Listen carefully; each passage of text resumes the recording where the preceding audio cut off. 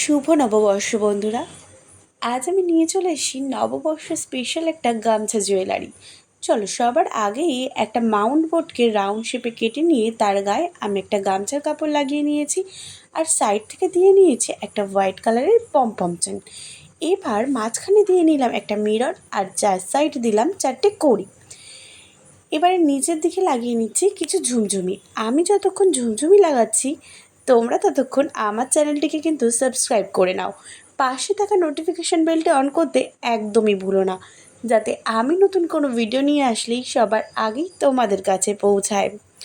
আর এই গামছা জুয়েলারিটির ফুল টিউটোরিয়াল দেখতে চাইলে এই ভিডিওর নিচে আমার নামের নিচে দেওয়া যে লিঙ্কটি আছে সেটিকে ক্লিক করে তোমরা অবশ্যই ফুল টিউটোরিয়ালটাও দেখে আসতে পারো।